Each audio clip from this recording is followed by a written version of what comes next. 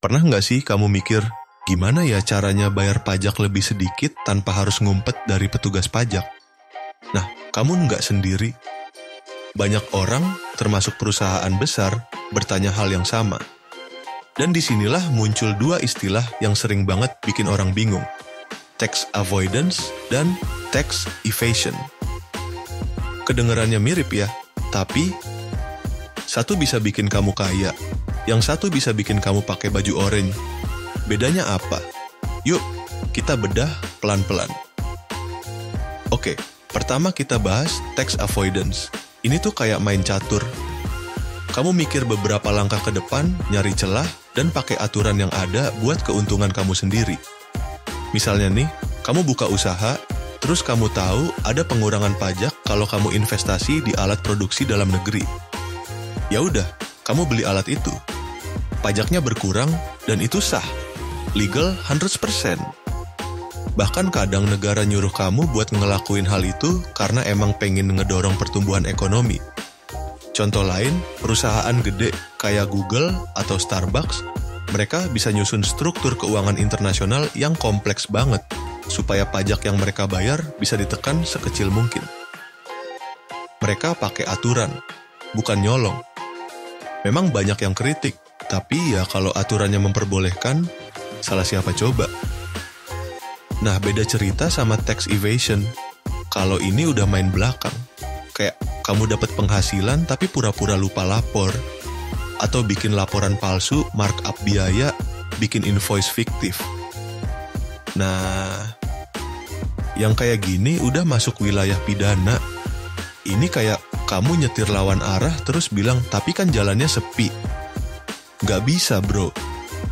Yang lucu, kadang orang yang ngelakuin tax evasion malah nggak sadar kalau itu udah kelewat garis. Apalagi kalau urusannya bisnis kecil atau UMKM. Misalnya, mereka nggak nyimpen nota atau nerima bayaran tunai tanpa dilaporkan. Padahal niatnya mungkin cuman mau nyederhanain, tapi secara hukum itu udah pelanggaran. Sekarang pertanyaannya, kenapa tax avoidance itu legal, padahal sama-sama tujuannya buat ngurangin bayar pajak? Jawabannya sederhana, karena dia main di dalam aturan. Bayangin ada game, dan kamu jago banget baca rulebooknya. Kamu manfaatin semua loophole yang ada, dan nggak ada yang bisa nyalain kamu, karena kamu nggak ngelanggar satupun aturan. Negara bikin aturan, dan kamu cuma pintar banget pakainya. Tapi pemerintah juga nggak tinggal diam. Negara-negara mulai bikin aturan anti-avoidance. Misalnya di Indonesia ada prinsip substance over form. Jadi walau secara dokumen transaksi kelihatan sah, tapi kalau secara substansi itu cuman akal-akalan, tetap bisa dikenain pajak. Contohnya, kamu jual properti ke perusahaan sendiri dengan harga murah banget, terus perusahaan itu jual lagi dengan harga normal, biar pajaknya kecil. Kalau ketahuan, siap-siap deh diaudit. Menariknya, di dunia nyata, garis antara avoidance dan evasion itu bisa tipis banget. Contoh, kamu punya usaha restoran, lalu kamu ngasih gaji ke anggota keluarga yang bantu-bantu, tapi ternyata mereka nggak kerja beneran. Nah, itu udah bukan penghematan pajak lagi. Itu namanya ngaku-ngaku biaya. Nggak lucu kan kalau harus bayar denda karena hal kayak gitu? Terus, gimana dong caranya ngurangin pajak tanpa takut tidur di balik jeruji? Satu kata, perencanaan. Yes, perencanaan pajak alias tax planning. Ini adalah cara legal dan cerdas buat ngatur keuangan kamu biar nggak boros bayar pajak. Tapi kuncinya adalah transparansi dan dokumentasi. Simpen semua bukti, konsultasi sama ahli pajak, dan pastiin kamu ngerti aturan yang berlaku.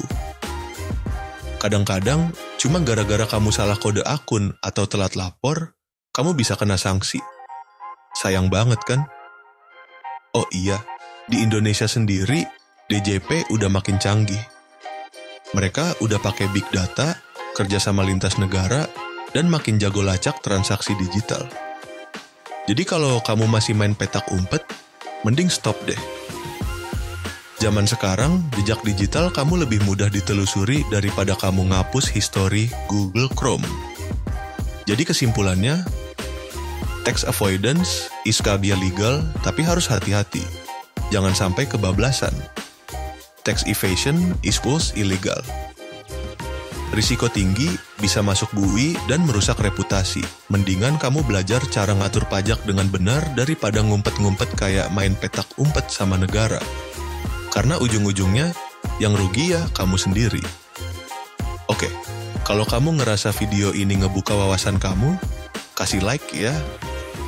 Karena kita bakal bahas terus dunia perpajakan, keuangan, dan strategi finansial dengan cara yang santai. Tapi nendang. Sampai ketemu di video selanjutnya.